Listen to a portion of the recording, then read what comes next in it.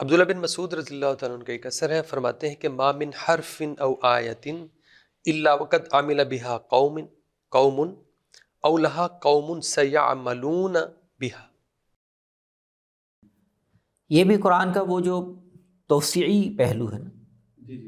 یعنی قرآن کا نزول تو خاص سیاق میں ہوا، خاص گروہ مخاطب ہیں، ان کی ذمہ داریوں اور ان کے اعمال کا ذکر ہو رہا ہے، لیکن قرآن کی رہنمائی اس دور یا اس گروہ تک محدود نہیں ہے۔ بالکل ٹھیک، بالکل صحیح۔ تو قرآن میں اللہ تعالیٰ نے مختلف حوالوں سے اس مخاطب گروہ کا حوالہ ذکر کرتے ہوئے، پچھلی قوموں کے واقعات بیان کرتے ہوئے، امثال اور واقعات کی صورت میں جو بھی خیر کے پہلو بیان کیے ہیں یا شر کے پہلو بیان کیے، تو وہ سارے انسانی زندگی میں، انسانی تاریخ میں رونما یا ہو چکے ہیں یا آگے چل کر ہوں گے۔ یا تو جن چیزوں کا ذکر ہے وہ لوگوں نے ان پر عمل کیا ہے، یا آگے چل کر ایسے لوگ آئیں گے جو ان پر عمل کریں گے۔ تو اس لیے تو یہ جو بات ہے نا، یہ اصل میں آپ دیکھیں اسی وہ جو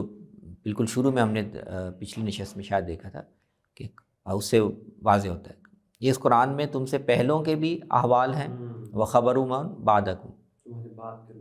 اصل میں یہی پہلو ہے۔ بظاہر تو قرآن میں اپنے بعد آنے والے لوگوں کا ذکر ہمیں نہیں ملتا،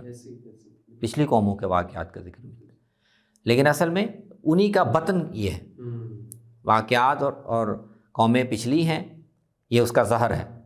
لیکن بطن کیا ہے؟ یہی رویے، یہی اعمال، یہی طرز زندگی اللہ تعالیٰ نے انسانوں کی ایک تصویر پیش کی ہے نا، خیر شر کے حوالے سے، ہدایت کے حوالے سے، تو یہی چیزیں بعد میں بھی لوگوں کے رویے یہی رہیں گے۔ بالکل صحیح، یعنی صحابہ جو ہیں وہ ڈائمینشنز کا امکان کھول رہے ہیں اور بتا رہے ہیں کہ آگے قرآن چل کے کو اور متعلق کرنے کا زاویہ بتا رہے ہیں کہ قرآن اس طرح متعلق رہے گا، ٹھیک ہے نا، اور وہ اس کے اس بطن کے علم سے اور مختلف وجوہ پر محمول کرنے کے سے اور اس کی گہرائی میں جا کر اس کو سمجھنے سے، تو وہ دونوں پہلو دیکھیں بڑی خوبی سے واضح کر رہے ہیں کہ اس کا جو